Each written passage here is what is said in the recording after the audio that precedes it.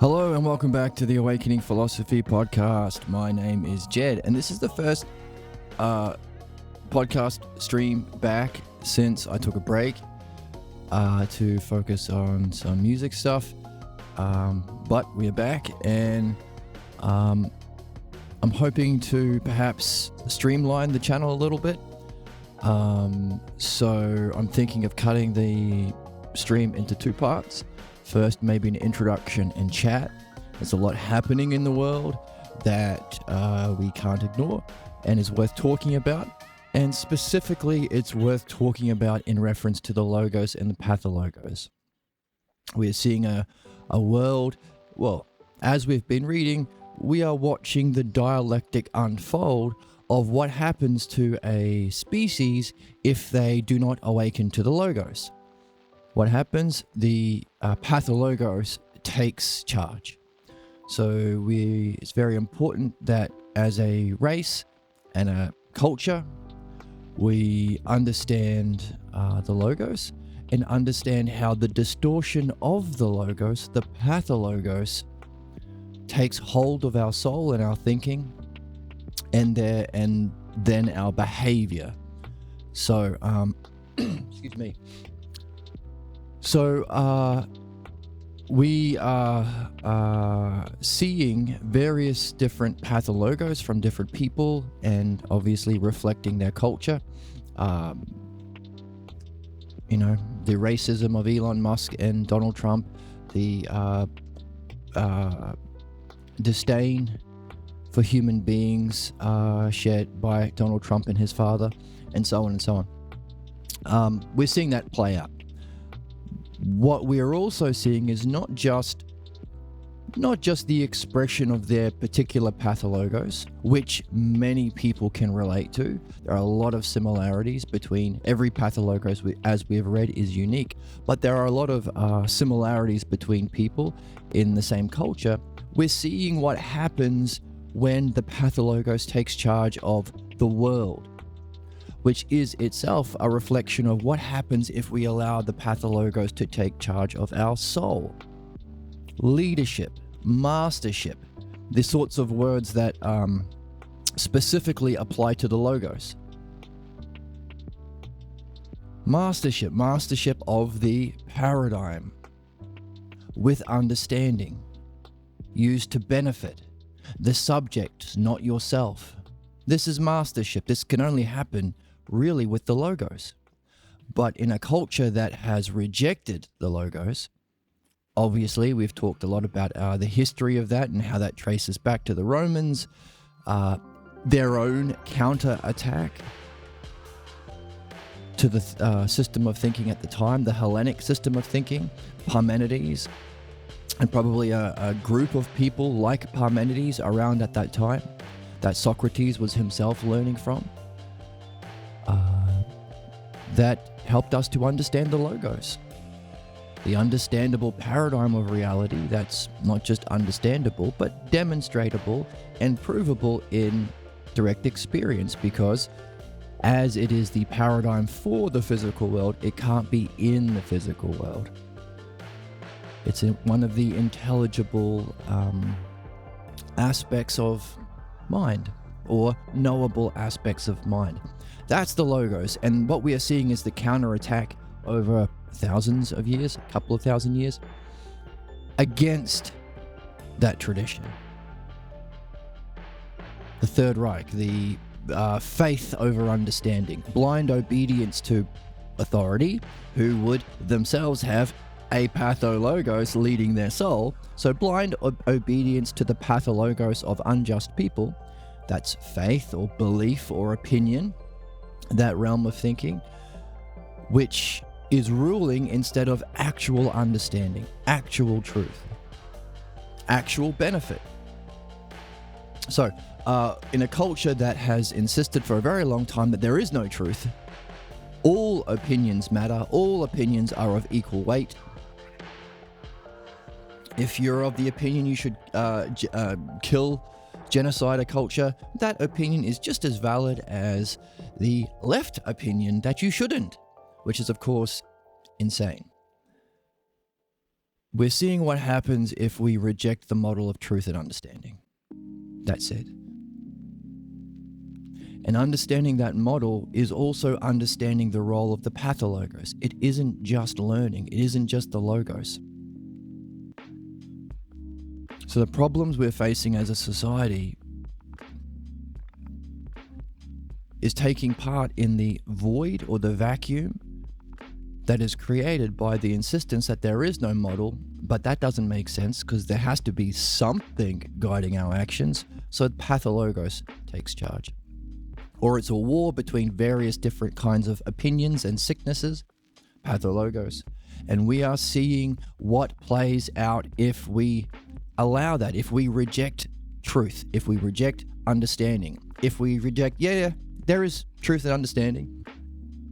When you fix your car, you don't just randomly yell out into a crowd. Who wants to pretend to know the model of car engines? And who wants to pretend to understand all of the parts? And who wants to pretend to have the character to use that understanding and knowledge to benefit my car and not exploit me? We don't say that. We don't yell that out into a car. Who wants to pretend? We say who's actually shown an understanding of the model, demonstrated their mastery of it, and has shown that they will use it to benefit the car and not their own selves. So we accept this for everything except as a principle, because there are some things, politics, religion, the two big ones that are used to manipulate people and destroy the world, we don't allow that. We don't demand that understanding. The people who are most able to manipulate the vulnerable through marketing, advertising, PR, all that bullshit, the most manipulative and sinister people, let's follow their pathologos, which is amazing because we are literally following the worst kinds of pathologos, which happens because in that vacuum of actual true understanding of the logos. Now, logos is just a word because we have to use it because we don't have it in our English language. So this is one of the reasons why we have to relearn, because our language and the Roman tradition of language doesn't have key words that allow for the study. One of those key words is logos. That's the understandable paradigm. The distortion of it that can become entrenched in our soul as a psychic parasite, causing us to act unjustly towards ourselves and others and harm our development. That's the pathologos. You got to understand both. So,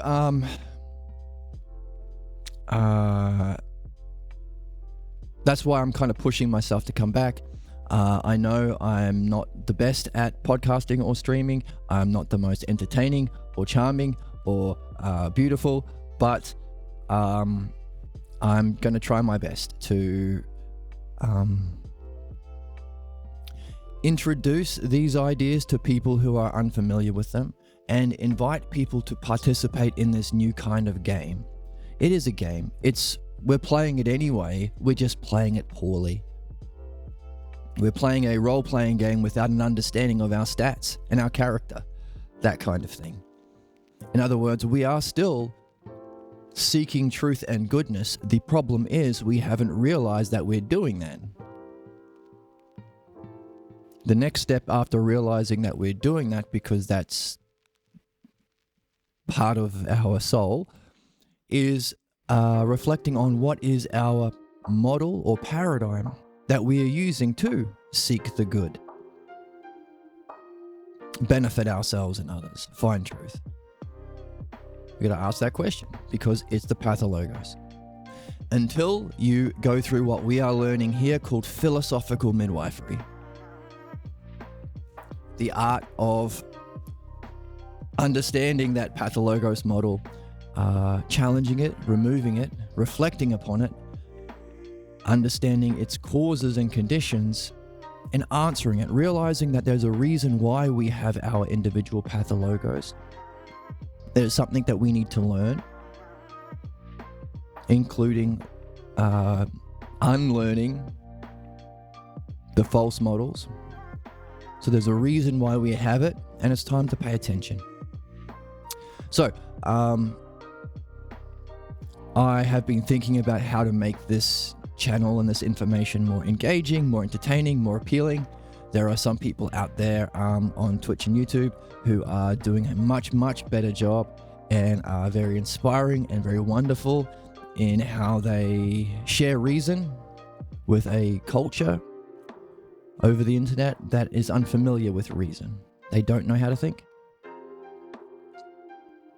Again, one of the implications of a pathologos-driven society is a hostility towards reason, because the pathologos functions to block reason.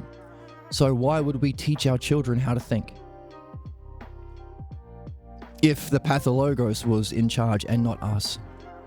So there are some people out there who are doing that and showing that it's fun. You can have fun.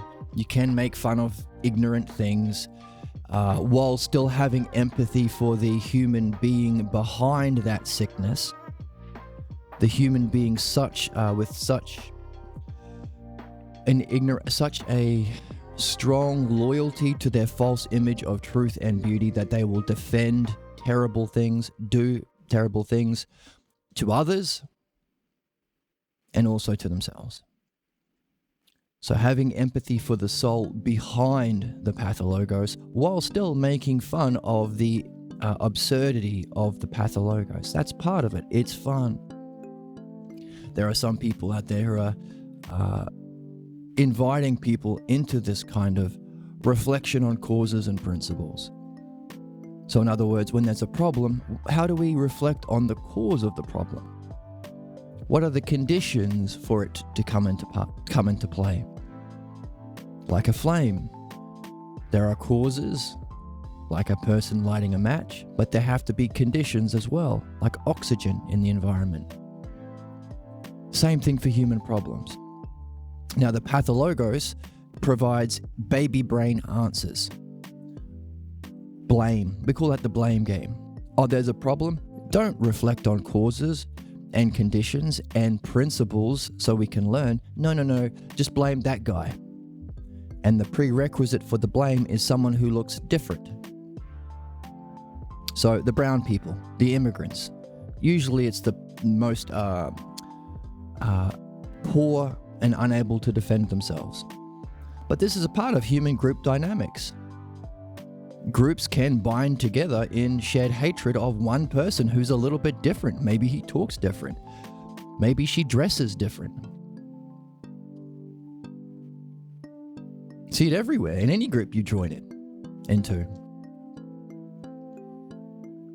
But played on the world stage, you have what we're seeing now.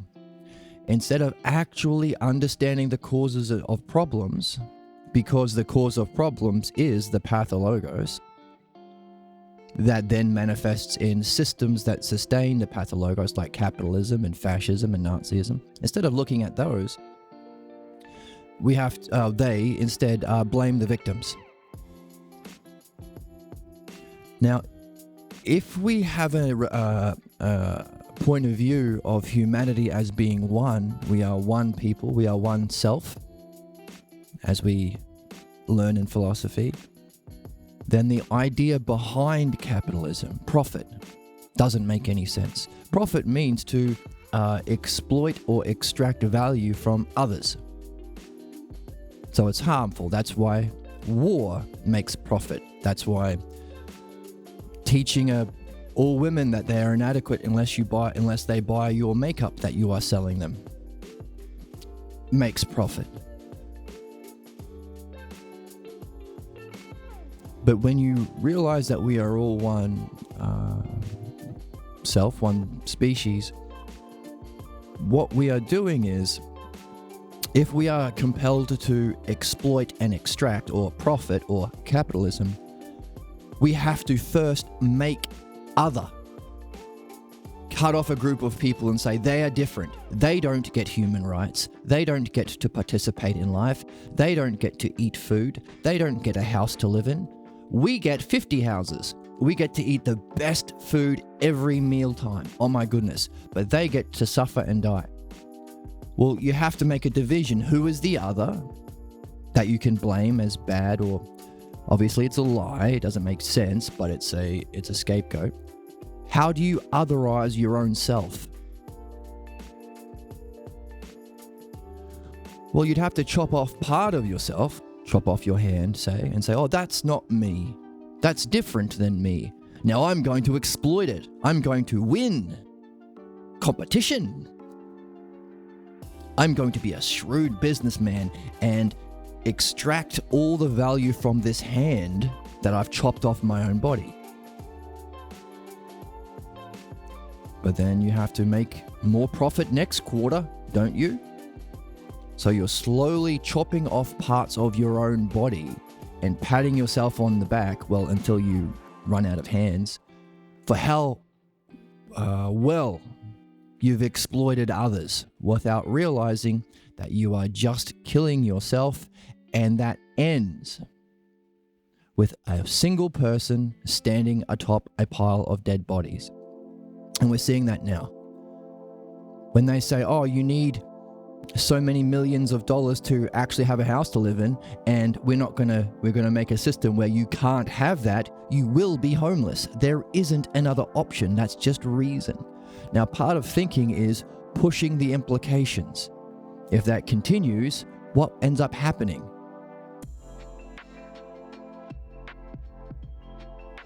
More homelessness, more poverty.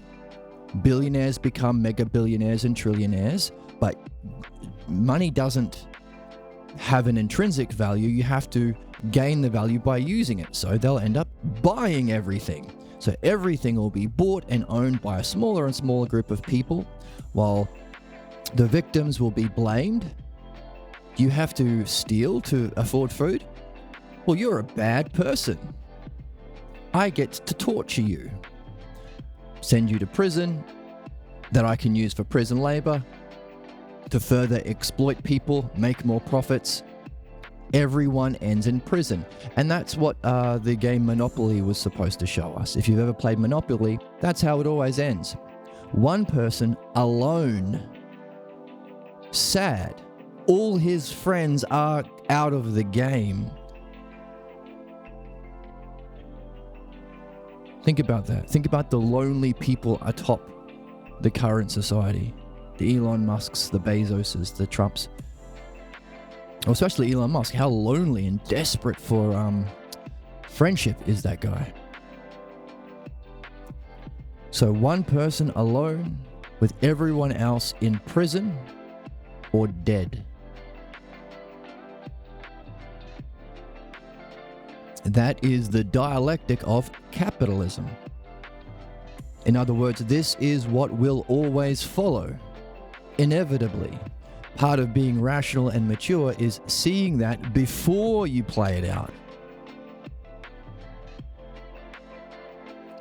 Like realizing if I don't put petrol in my car, halfway through my journey, I'm going to be stranded. I'm going to have to walk to the petrol store. Petrol store? Gas station. That's just basic rationality. So we don't have to play out a narrative, a dialectic, where everyone ends up dead or in prison with one person standing atop a pile of dead bodies while the world burns and we all die. We don't have to do that if we learn to wake up and reason. So, reasoning, reflecting on causes, principles, and conditions that are universally true, pushing the implications, seeing how that principle, defining it first, seeing how it functions or demonstrates itself, seeing how it will play out over time if it does happen, pile of dead bodies, the world's a giant prison for the most sick and pathologos-ridden people, or what plays out if the logos is present. Rational, mature. We can all be millionaires if we don't have billionaires. That's it, if you want a catchphrase. Or we could all share life and the planet by rationally reflecting on how to meet all human needs in a sustainable, renewable, efficient way, using all technologies, not hoarding them for profit, using resources rationally, not growing something in Mexico and then shipping it over to India to be packed and then shipping it over to China and then shipping it back to America, back to Mexico to be sold. All of these irrational systems can, if we decided to look at human problems as puzzles to be solved, the Logos, then these are basic stuff. We could solve these problems very quickly. We would live in a world where we were all free. Not free to play out our pathologos and destroy that system of freedom, but free to take care of the world, explore the world, learn, create new things, reflect on ourselves, live. All of the things we actually want that have been promised to us by capitalists and fascists if we only follow their pathologos, which has been a lie. Where is it? We've been working hard for a long time. How come we are poorer than when we started? Because that's what profit means. Every hour you work, if you earn $10 an hour and your boss earns 100, every hour you work, you are making the boss richer. We've been lied to. Working doesn't make us well off, it makes us poorer. That's one of the big lies or big grifts behind the system. And you have other ones like trickle-down economics. If you give all the money to us, then maybe you will get money. It will trickle down. Well, wait a minute. Why don't you just give us money in the first place? Because pathologos, we're lying. So, we are seeing the implications of what happens if we don't wake up to the Logos, follow the Logos, see problems not as excuses to inflict punishment and oppression, but see problems as puzzles to be reflected on cooperatively in a fun way, to understand, to do better. That's one of the philosophical principles that we come across in Phronesis. Always trying to do better. How can you do better? Sometimes I come across people who say, oh, capitalism is good because look, we wouldn't have that building without capitalism. And of course, there are many problems with that line of reasoning. It's not true and it neglects the issue. But even on its own face, I turned to him and said, well, can you do better? Can you make that building without there needing to be genocide? Can you make that building without there needing to be global warming? Can you make that building without all these people we see sleeping on the streets because nobody can afford those buildings except for the billionaires who can just play, can treat the world like a playground, but not for truth, but for pathologos? Can you do better, was the response. Of course you can. That's part of it, always seeking to do better. Phronesis, an aspect of phronesis, one of the key ideas in philosophy. Platonic philosophy, mind you, because just as we are seeing the playing out of the ignorant, the lack of awareness of the logos and the lack of an understanding of the pathologos in society, we also see it in education. So if you study philosophy at university, you're not learning the logos. You're learning various different pathologos. Kant's pathologos, Hegel's pathologos, Adam Smith's pathologos, the teacher's pathologos. Many teachers don't know how to read. Many classes, you never actually read the actual philosopher. You read commentaries of the philosopher.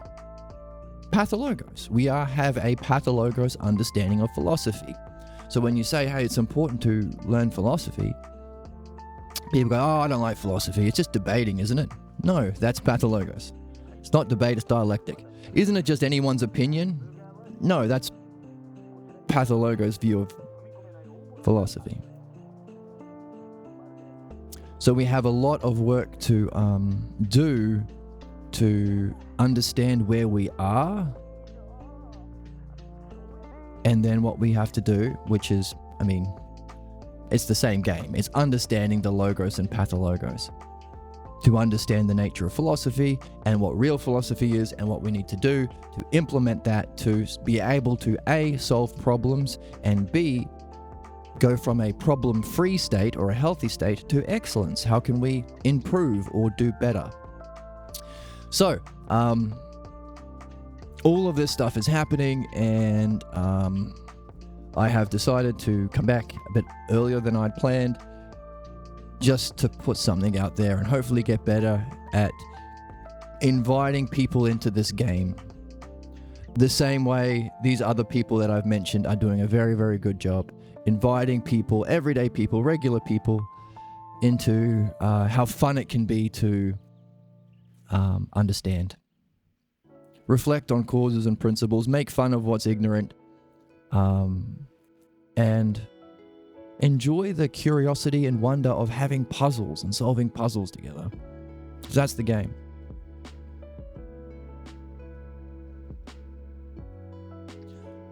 The switch is switching from seeing human problems as an excuse to inflict suffering, which is the pathologos, because inflicting suffering is playing out the pathologos tyrant role, because we suffer as the child. We don't even need the people in our lives. We have an internal dialogue that reflects the pathologos tyrant that crushed our development of the self-logos as a child. That's what's causing our problems. That's what's causing our suffering. And instead of addressing it through philosophical midwifery, most people are driven to instead do it to other peoples. Do unto others what was done unto them.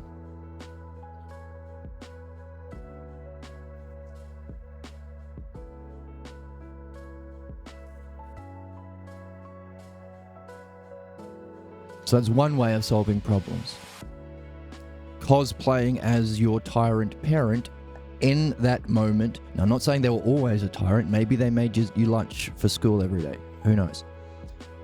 In that key moment when you were participating in your own self-goals, your own self-reflection, your own self-logos, and they came in and said, no, how dare you, or put on that big act, the origin scene, to blame you, so you walk away thinking yourself is bad, your mind is bad, and understanding is bad. That's the cause, or one of the essential causes of the pathologos. That's what people are trying to cosplay. So we see people on YouTube and Twitch and on media and stuff. They might have started as a joker or someone fun, but then given attention and time, suddenly they start to believe their own bullshit. Or rather, they now find, oh, I've gone from being a lolcow or someone that's just doing silly things to be made fun of for attention and clicks and money off the internet. Now I've got enough attention, I can transition into cosplaying a Noah. I can start telling people how to live. So the same people like Andrew Tate and Jordan Peterson, people who were acting in a knowingly stupid way, false way, lying for attention, suddenly got the attention. Now they transition into being the Noah. So Jordan Peterson writes books about how to live your life despite being obviously incredibly ignorant and riddled with terrible false beliefs and pathologos. Andrew Tate, the same thing, started off on Big Brother. No one pays any attention to him. Why? He hasn't learnt anything. He hasn't mastered anything. He hasn't learnt how to think. He hasn't learnt logos and pathologos. That's what we're really interested in, mastership. Or one level down, some other good thing that requires understanding and removal of your blocks, like learning music. That requires actual mastery and actual reflection on the problems that prevent you from playing or performing or undermining. Don't play music, do something practical, if that could be your pathologos voice. So that's who we are interested in.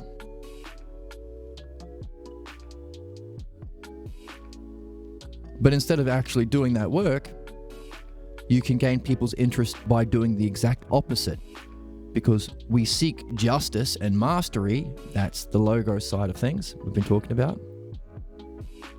The ultimate mastery, of course, the dialectic, which can be applied to midwifery and philosophy. The structure of the logos. Or one level down, understanding the dialectic within, or the logos of music, or I don't know, some sport maybe. Whatever people are interested in. We want to see LeBron James play. But then we have the Lady Ballers, or the most uncoordinated, ignorant. Lady Ballers is a right-wing fascist Nazi movie about to distract from capitalism and wealth inequality by trying to blame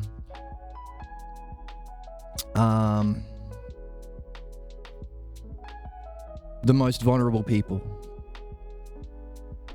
That is, people who have gone through a sex change and still want to, play sport with their friends or something. Insane. And in the making of that movie, they realized that it was a lie. Their whole premise was completely false, but they were the most uncoordinated and stupid people I've ever seen trying to play basketball.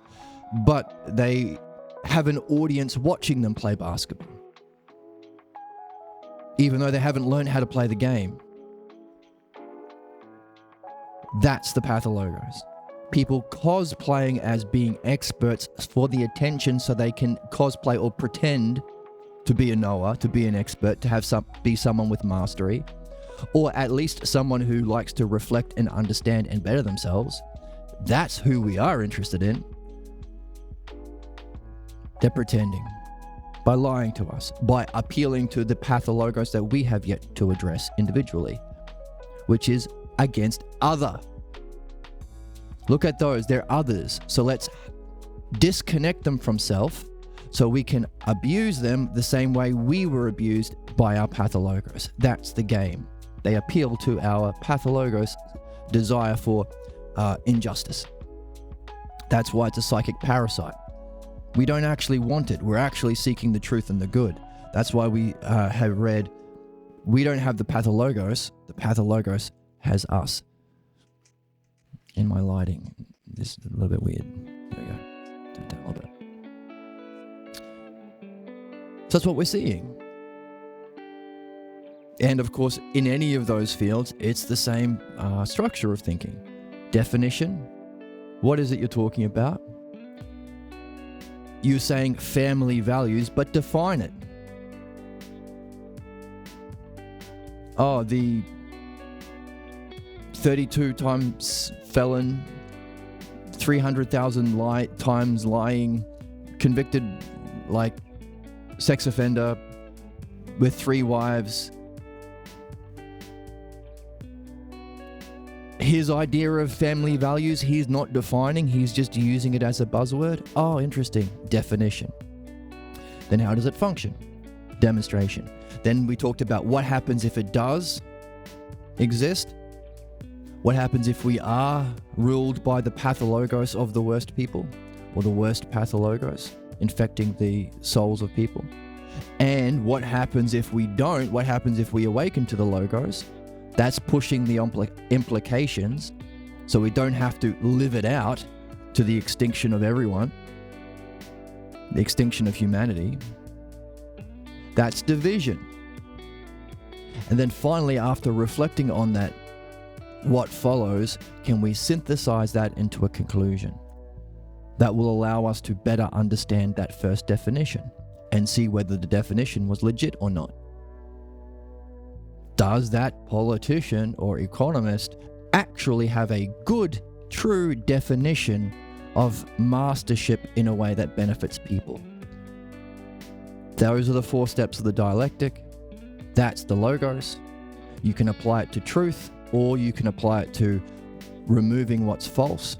Removing what's false makes us more able to do it to truth, makes us more free and able. Applying the dialectic to removing what keeps us bound to ignorance, suffering, and doing harm That art of applying the dialectic to removing that is called philosophical midwifery. And then the art of applying it to what we are actually seeking in our soul, the actual model of truth, understanding, goodness, and benefit, that's philosophy, but the word has been misused, so we can call it Socratic philosophy, or Platonic if you like. So long as we keep in mind, we are not saying this is one philosophy among many, it's just understanding. The idea that philosophy is one among many is one of the problems we need to overcome. It's like going to a mechanic or any profession, you pick one. Pilot. I have a different opinion about how to fly the plane. No. No, you can't, because we'll crash and die. You don't have your own philosophy on flying the plane. It's just whether you understand how to do it or not. That's why we can teach people. That's why we can have a whole aviation industry. There is an objective, true model standard for what's involved in flying the plane with excellence. You can test for it. That's philosophy, only applied to the mind. How do we realize that? I don't know. All I know is how I came to see it, but I also realize that there aren't a lot of people fortunate enough or under the right conditions and causes to have awoken to this, but it's the most important thing we can do, and it's kind of urgent now. Maybe. Seems that way, at least. So, how do we overcome that difficulty? I don't know. I'm still trying to figure it out.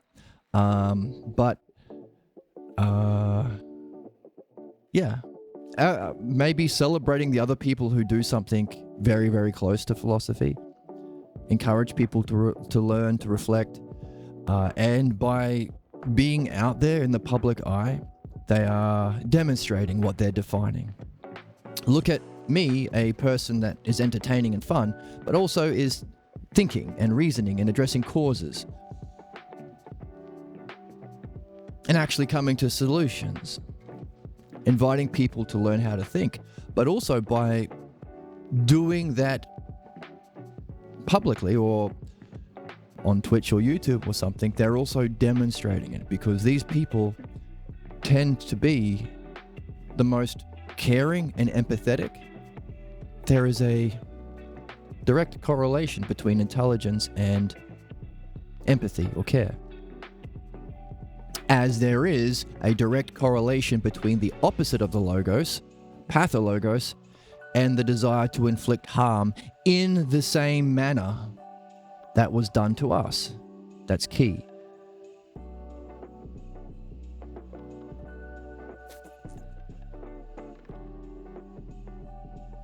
So, I've come back, and I'm going to try my best to make this more fun, engaging, accessible, to invite people to play, to encourage them to play, to let them know you're not supposed to get it right. In fact, that's the opposite. You're supposed to miss the mark. That's called learning. And I know it can be scary to try something new, because those assholes, shouldn't say assholes because assholes have an important function. Those sick sociopaths driven by their pathologos want to kill any sort of learning. So their game is clip chimping. Slip chimping, looking for a time where you missed the mark, and instead of using it as an opportunity to help you learn, which a good person does, they learn it as an excuse to blame you, which is not true, doesn't make any sense. Of course, you are not evil. And of course, there are many, many causes. It's intellectually irrational to say that you are the single cause, number one, and number two, it's false and terrible to say, and you are a negative entity. That's why you have a negative effect as a negative cause. That's called intimidation and blame. That has to go out, and that's what makes it difficult for us to learn something new. Because learning means making mistakes, which can be, on the good side, an opportunity to discover more puzzles and learn. That's learning. But for the pathologos-ridden sick people, pathologos is a sickness, is a psychic sickness that drains our energy and causes us to act unjustly. They use missteps or mistakes as an excuse to inflict suffering sadistically, because that's the highest idea of good within their very small, very low, metaphysically speaking, level of existence, based on not understanding, not knowledge, not phronesis, not truth, any of the good things, imitation, based on opinions that are derived from imitation of images of our dearly loved ones when they were acting in their most unjust way as part of a scam, a lie, to pass on a teaching about the innate inadequacy of yourself, your mind, your goals,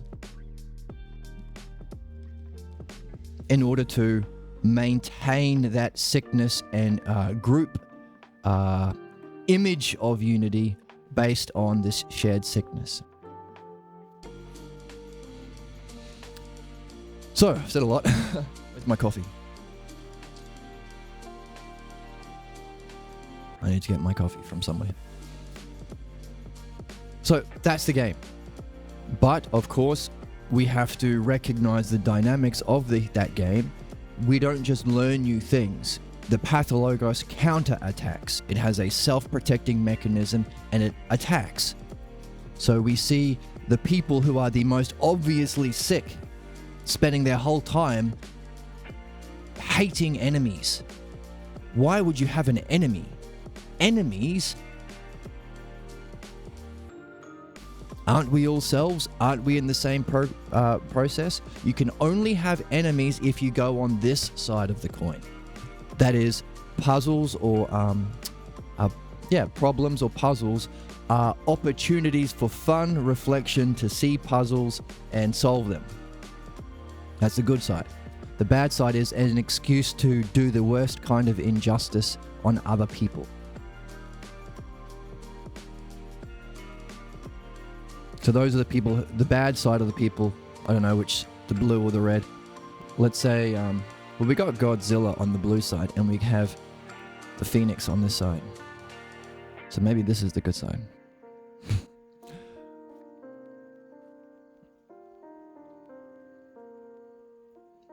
The good side is realizing it's all puzzles to have fun reflecting on. The bad side is to use it as an excuse, and that's the side that needs enemies.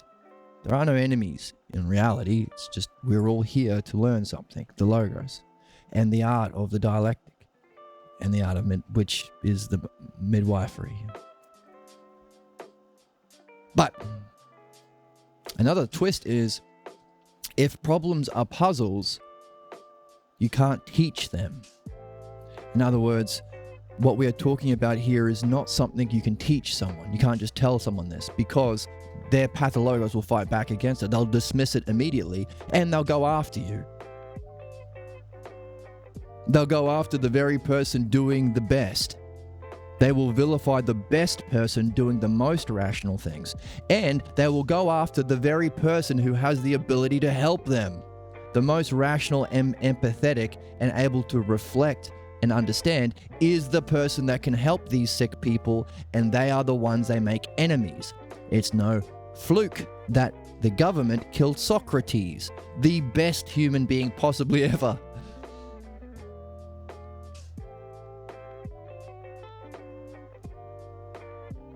And all he was doing was teaching people how to think. He was also doing midwifery. We don't have books about that because the person who wrote the books, Plato, hadn't gone through midwifery completely himself when the state killed Socrates, so another terrible problem. So you could say the last couple of thousand years have been the tragic implications of what happens if we kill Socrates, or any human being who personifies the logos.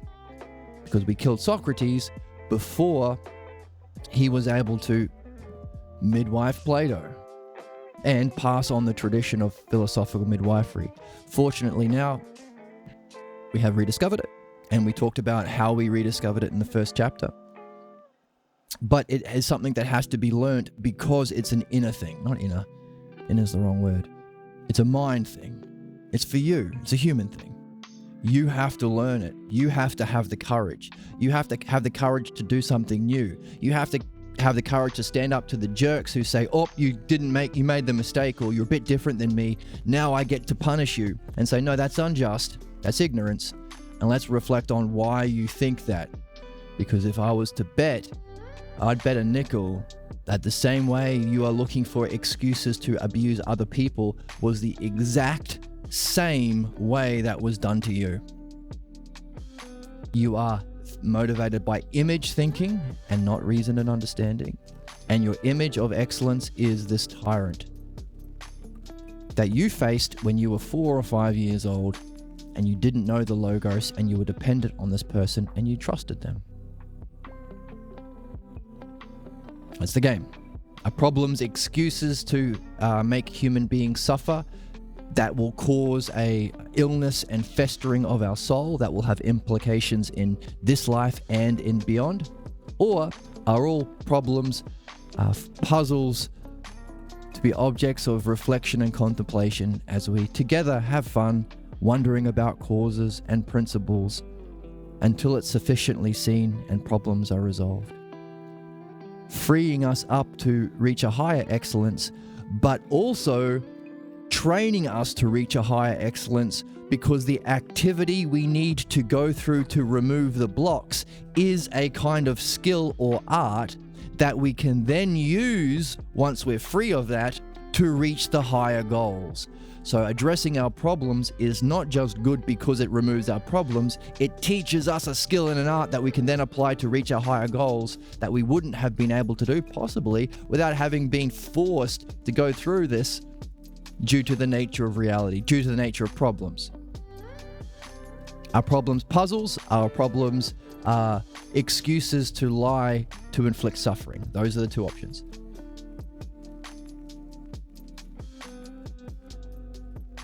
And because it's something we learn, it has to be an invitation. It has to be fun. And I'm trying my best to make it fun. But, and that's one of the many reasons why I appreciate the people out there who I do see on YouTube and Twitch who are doing that. They're inviting people into the game and demonstrating how it's fun and how much of a wonderful person you become when you play that game. It's an invitation. So that's the opening part of the podcast. The second part will be the reading.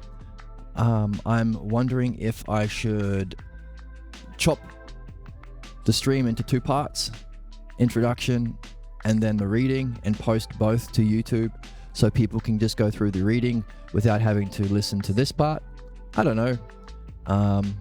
I guess I'll work it out as I go. If anybody's watching and you have suggestions, feel free to leave comments or join the Discord, and you can make suggestions on how we can do that, because it is the best thing we can do.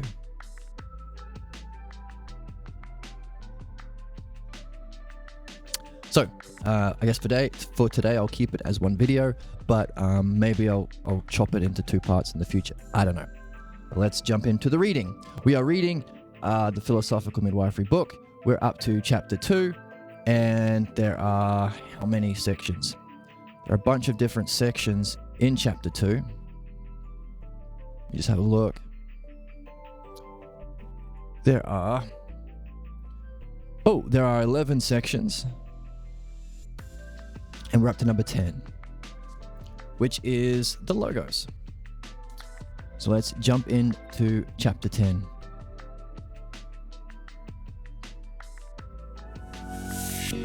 Part 10 of chapter 2.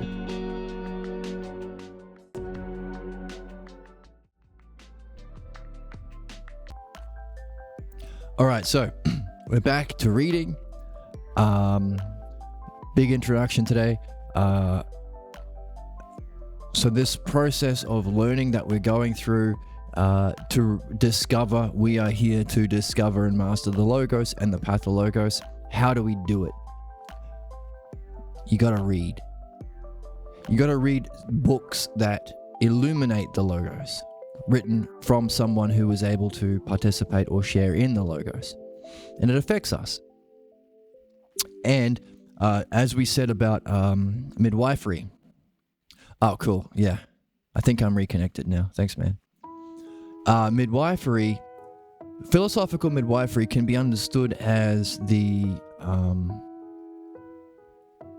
definition of the true spiritual path or the true intellectual path, because it incorporates philosophy within it.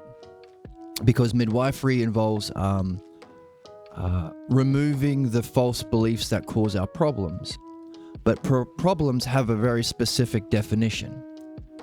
Not being able to scam people hard enough isn't a problem.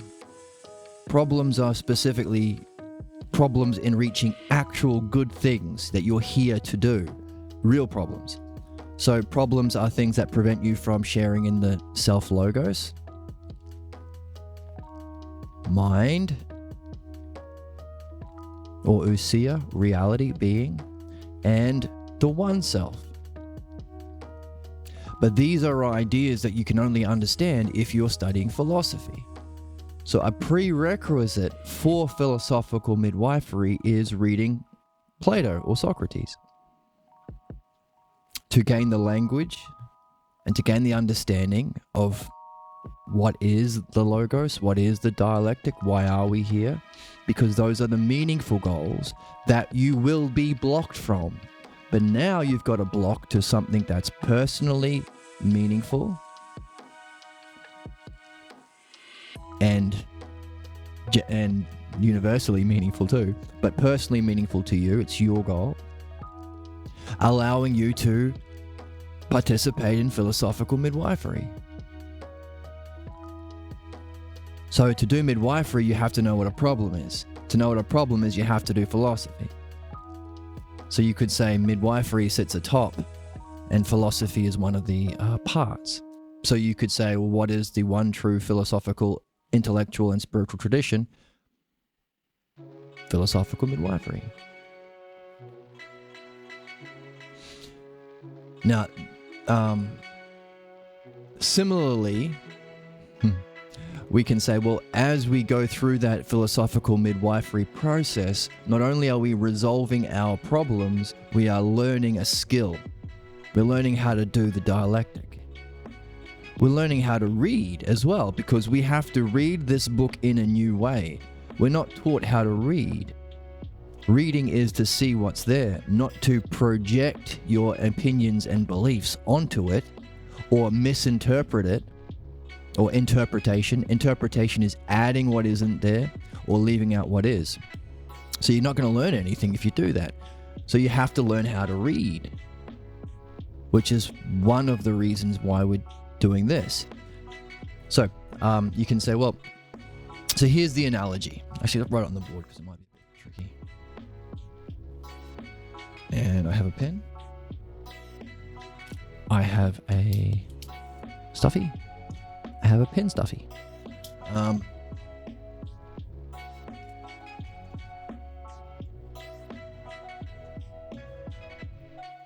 So we're on the board. Let's find a spot. So the idea is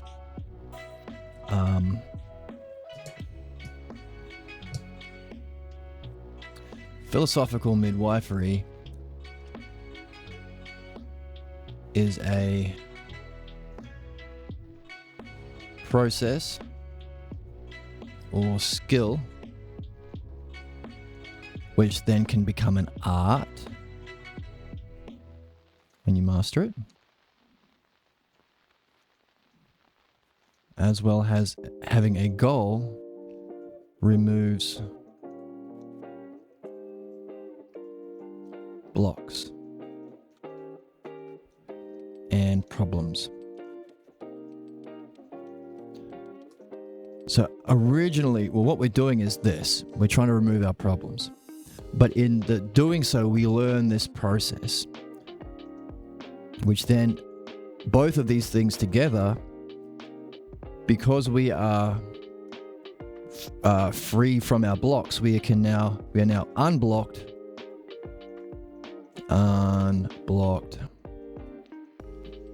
to be able to seek and reach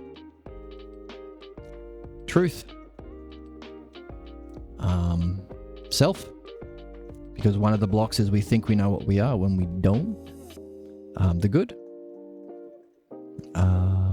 mastery of an art, etc. Now you notice that these are all the selfer terms. Selfers.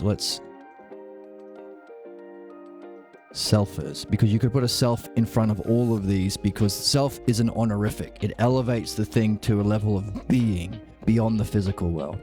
So these are the selfer terms. Which is interesting, because all of the good things we are seeking are actually aspects of the same being. Same pure light of being that we seek, or Usia. That's neat. But to be able to reach those things, you need to have some sort of ability or skill. But in having gone through the process, you have learned a skill. You can use this skill or art, which is called the dialectic. So you go through a process to remove your problems. Removing your problems frees you to seek the truth, but you also have in your back pocket now a skill to be able to reach that you need. Okay, so that's midwifery. But similarly,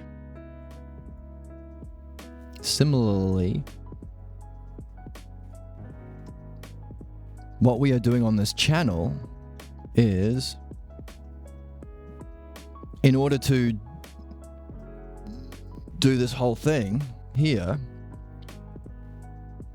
to do this whole thing, you got to read the midwifery book.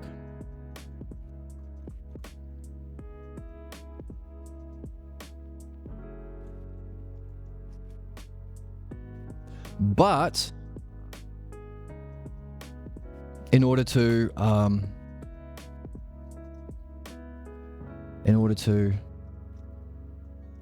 learn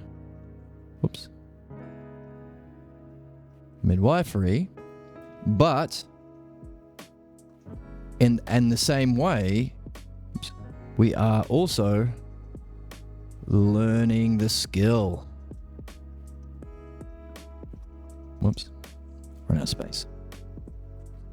We're not just learning midwifery that we can use, we're also learning the skill of reading.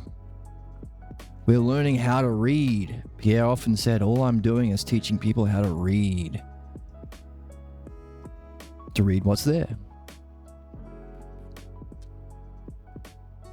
So the process that we are going through as human beings to reach our innate excellence that was there from the beginning gives us some sort of skill that we can take with us, because this reading we can now apply to reading Socrates or reading Plato, reading the Logos. Just as doing midwifery removes your blocks and gives you a skill, which frees you to reach the truth and gives you a skill to help you do so.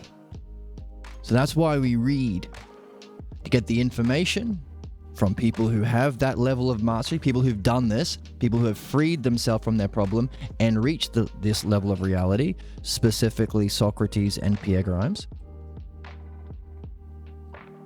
To get the information, but also to learn the skill. That's part of having to go through it as a human being.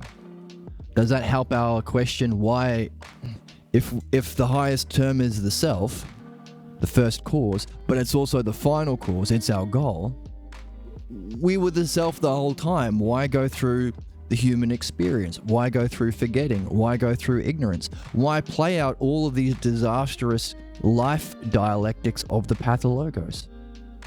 If just to come back to where we started. Why go on the hero's journey only to return back home where you started? Harry Potter or Luke Skywalker or whatever. Does this help? I don't know. I think it's part of it. I think the fact that by living it, we gain the skill. So it helps us with one of those three questions that make us rational. Where did we come from? What should we be doing while we're here? And where are we going? The three questions you'd have to ask to become a rational person that we somehow collectively agree not to ask in society for some reason right now. So this question, what should we be doing while we're here? And where are we going? Does this help? Are we going somewhere where we need a skill? A dialectic skill? Are we going somewhere that it's important to have this skill to maybe engage with Socrates? Or other people who have done their work on this planet? I don't know. Is this our job? What we're doing while we... Oh, sorry. Is this what we are supposed to be doing while we're here? Learn to read? Pierre said all he was doing is help people learn to read. I'm not sure, but that's why we read. Whoops. So, speaking of reading, we are on part 10, the logos. So let's go down to there.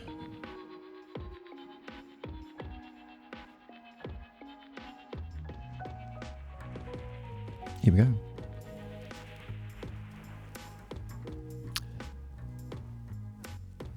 Tenth, knowing that there is a possibility of resolving our own pathologos places a new responsibility on us. We want our understanding of ourselves to be confirmed in our own experience. We recognize within us the need to demonstrate ourselves that our speculations and dialogues have a vital connection to reality. It better make us happier. It better help us to reach our higher goals. Our conclusions bind us, but they also have the power to loosen the bonds of the pathologos. That's what we were talking about earlier today. Pushing the implications and coming to a conclusion. Now, it's not absolute truth yet, because we're in the realm of the physical senses. You don't know the object of knowledge or certainty. Not certainty is the wrong word. Knowingness, true knowingness, obviously, is the object of knowledge. That's the ousia, or pure mind. But in the physical world, we can create hypotheses or conclusions that are likely. So the false conclusions bind us. My conclusion is this is myself, this is worth doing, this is reality, and if you say anything bad about my teacher, my mum was a saint and my dad is a hero and I'll fight you. That's the ignorance that we are facing. But it also has the power to loosen the bonds of the pathologos. If the conclusions are, well, better. We can see the evolution from belief into logos. That's a good definition of where we are as a species. We are in an evolution from belief into logos as we reflect on what was necessary to emerge from the web of the pathologos. The movement is integrative. It brings what was separated into a unity. We are becoming more one, or more of a oneness within our soul. The philosophical midwife talk is an opportunity to add another piece to the puzzle, seeing problems as puzzles and not excuses to inflict suffering to play out your pathologos sadism. Interesting. The fundamental decision we have to make as a species. Path A or path B? Are all problems puzzles to be reflected on to master the art and do what we're here for? Or are all problems an excuse to kick the shit out of children?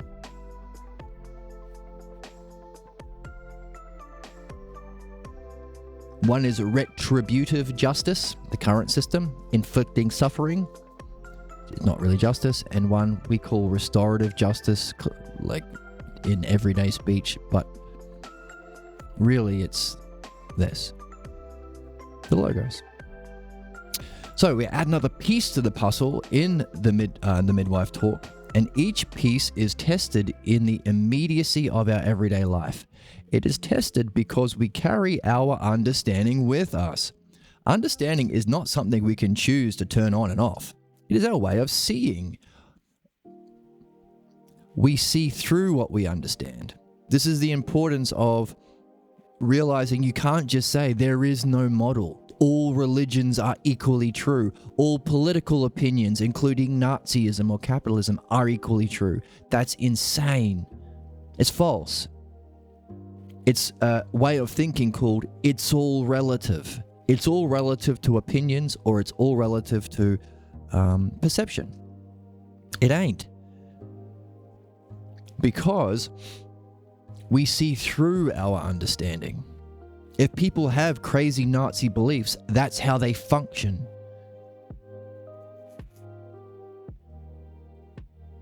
We need to do something. Until they take over the world. Again, the Nazis, the fascists, the capitalists, the ignorance, the harmful. What do? This. So, we see through we can't just turn it off and on. It is our way of seeing. We see through what we understand. We do not have to, and by the way, we're moving from a way of seeing based on belief, evolving into the logos. Excuse me.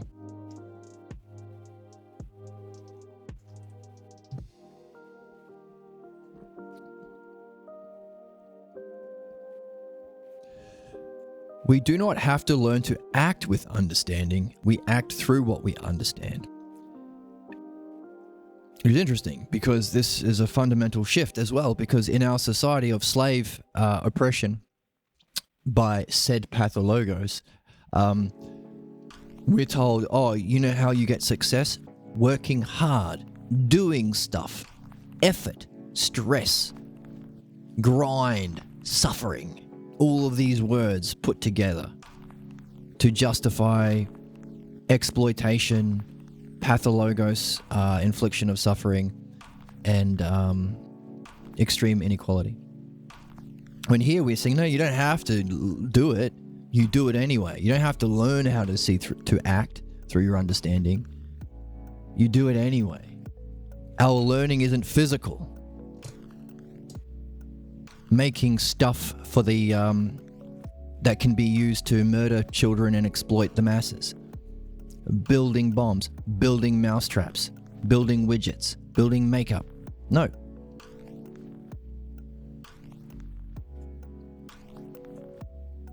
Our change is through our understanding, this evolution. Our actions follow. In this change, we become more attentive to what unfolds before us and act more decisively. Makes sense, right? If it was automatic and you realize that, you would be paying more attention rather than worrying about if you're good enough to respond to this situation or that situation with effort. You could just watch and see. And if your decisions are automatic based on your understanding, you would be more decisive. Makes sense. While it takes courage to return to these unsolved conflicts, what we've been talking about today, a rare sort of person, like we've been talking about our friend in chat today, a rare sort of person has the courage to return to these unsolved conflicts. So that's one of the virtues. So we'll highlight it. One of the four virtues, well, there are five because the four virtues upgrade in the Republic, but there are four primary virtues. Courage to return to the unresolved conflicts. Cool-headedness. called temperance in the book, in Plato. To allow ourselves to be with our understanding. Yeah, your pathologos will fight back. I'm not good enough. Surely this is enough. Surely I can't be the only one to see the significance of the logos. I must be wrong. All that kind of crap. No, keep your cool. Don't get swayed into that sort of fear and anger and cool-headedness, temperance. To allow ourselves to be with our understanding. Other human virtues are also tested as one proceeds, but by far the most important is the desire. This is what we've been talking, this is what I hope to do with the channel, to invite and create the conditions for the desire of people to learn this and have fun. You can't teach it, but you can learn it if you have that desire. The most important human virtue is the desire to discover truth. That's the one we want. So in the introduction, we talked about doing better as a simple answer. When someone says, hey, capitalism isn't bad. Look at that building that capitalism built. Do better. Make the building without needing homelessness, without needing billionaires, without needing genocide, without needing weapons of mass destruction. Make the building without those things. Do better. Another fundamental principle is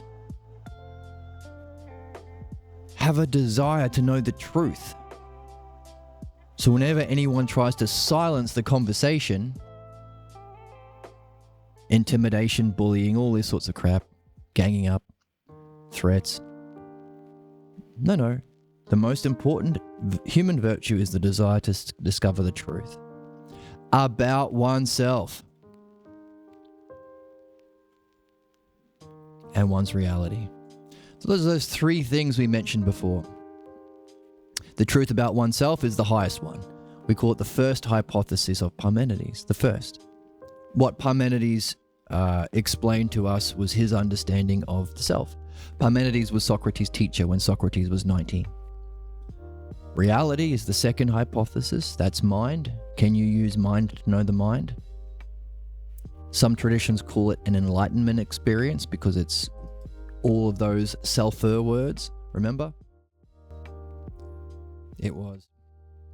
Mind knowing itself is... Whoops. Where's my pen?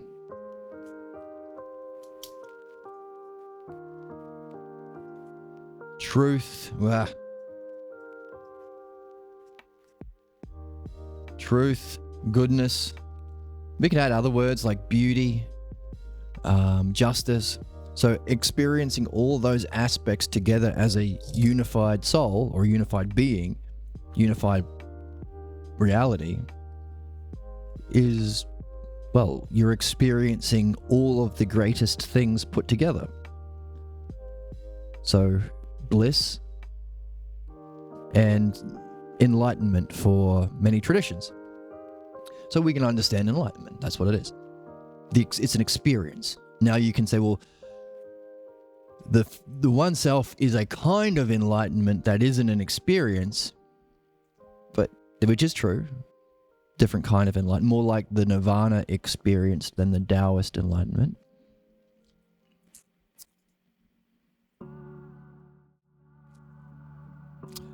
So the desire to discover the truth about the self,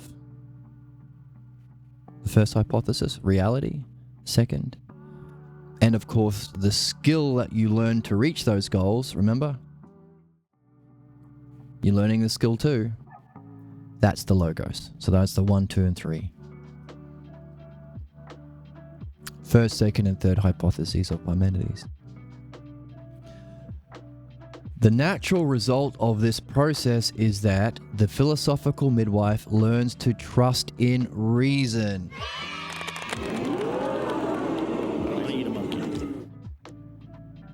And to be guided by the principles of our art. So this is a good standard. If you want to see who's a good person or who is a genuinely beautiful, not just beautiful in appearance, like we were talking about with the, in chat, we talked about, who was it? Sophia Loren. Yeah, there are some people who are physically beautiful. And they stand out and they grab our attention. That's great. But the ones that really stand out as exceptionally beautiful or have a transcendent beauty or a beauty that puzzles you or you can't explain or you find yourself wondering about again and again. Is it this? You can ask yourself this. Is it that they are demonstrating, to use the dialectic word, or emanating or reflecting or is emanating the right word?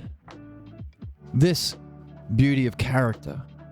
What's the most important beauty of character? The desire to discover the truth about oneself and reality. And the more they stay in the game, the more they learn to trust in reason and to be guided by principles. So the hypocrites are ones that don't point to principles. They'll say, I can do this, but you can't. Whenever I make a mistake, that's just an opportunity for me to learn. We're all human, right? But when you make a mistake, I get to genocide you. I get to steal your stuff. I get to cancel you. I get to ban you. I get to attack you. No principles, hypocrisy. Again, pathologos, in-group, out-group. So, it's a good question that you can ask. Oh, is this person exceptionally beautiful because they have this genuine human desire to discover truth about oneself and reality? Maybe they also have the courage to address unresolved conflicts that a lot of people want to avoid, stick their fingers in their ears or ignore, or make fun of people who try and solve conflicts, or make fun of people who try and understand and resolve global conflicts. That's courage, that's there. And do they have cool-headedness to cool-headedness to be with their understanding? Not get wrapped up with the hate and the counterattacks? And above all, do they have a desire to discover the truth about oneself and reality? Which of course happens through learning to share in and trust reason and principles. So the opposite of ignorance. This is bad because daddy says so, and it can be daddy Trump or daddy Elon Musk, or it can be their literal daddy or daddy Putin or whoever. It's no coincidence that all the Republicans were calling Trump daddy before and immediately after the recent American presidential elections. A kind of pathologos that reflects their own personal pathologos from their own personal daddies and mummies. By the way, that's why relationships fall apart. People want to make their partner like their model of beauty, which is actually a wonderful thing. And unless the model of beauty is not based on reason, courage, cool-headedness, to be with our understanding, to have a desire to discover the truth about oneself and reality, and the truth about the true model or paradigm of beauty, if it's not that, in other words, if understanding or the logos is not in your relationship, you will try your best to enforce your pathologos model of sickness, your pathologos model of beauty on your partner. That's why relationships are always in conflict. You can't have love without understanding. I mean, you can, but it's a disaster. Didn't Hitler love motherland Germany?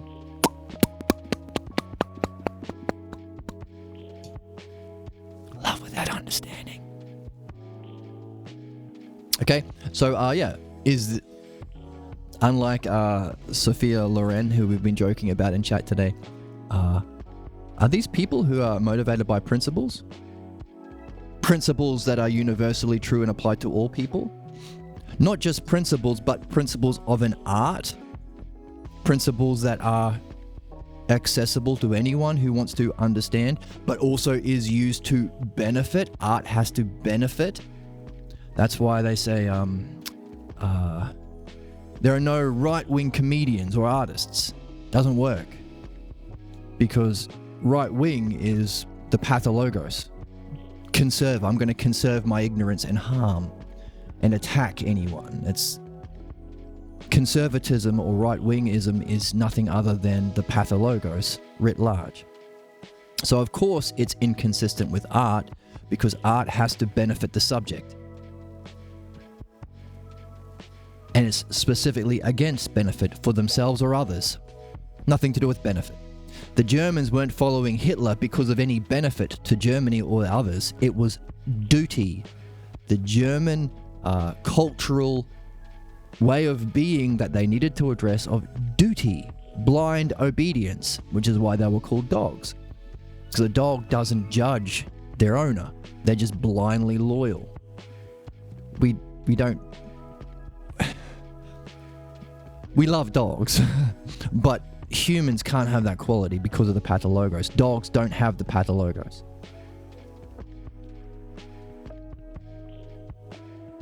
So, a natural result of this process of what? Having courage to resolve our unresolved conflicts, having cool-headedness to be with our understanding, to have that yearning and desire to discover the truth about self and reality and the logos, which is how we discover. This results in learning to trust in reason. Always. You can always fall back on reason. Got a problem? Would understanding help? You could ask that everywhere, and the answer is always going to be yes.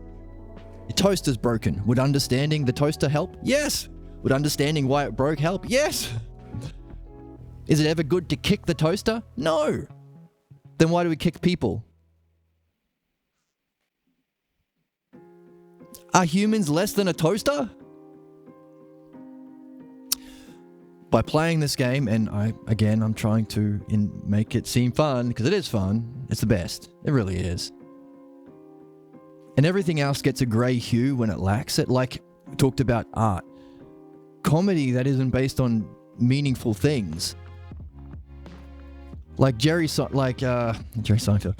Like a comedian talking about toothpaste doesn't work anymore. Because we're facing genocide and global extinction from the pathologos playing out its Nazi implications of Elon Musk and Donald Trump's Nazi views from their parents. And the underlying cultural similar views within Western society based on thousands of years of unresolved conflicts we have not had the courage to return to and the cool-headedness to address with understanding. And the desire to discover the truth about it. We haven't done this.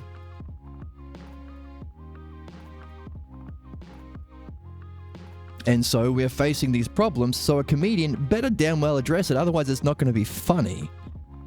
Maybe it's a distraction, but equally so it has to be true. That's why right-wing comedy doesn't work. It's just all lies and hate. That's not funny. So you can't participate in art and be right-wing or pathologos-driven. You can't. It's not compatible. So, interesting. Staying with this game, you learn to trust in reason and to be guided by the principles. Reason and reflection on principles. And if you see people like that, if you have the eyes to see this in their character, are you able to perceive a beauty that transcends even physical appearances? So if somebody says, oh, that person's not that good, that person's mid, you're telling on yourself. If the person's beauty is a representation of this, pointing to their physical appearance just says that you are so far from recognizing the true beauty of this person, or the soul, or your soul, that you're motivated by shapes and colors, your image thinking. And you're using your image thinking not to transcend image thinking in this way, but to attack people, hurt people,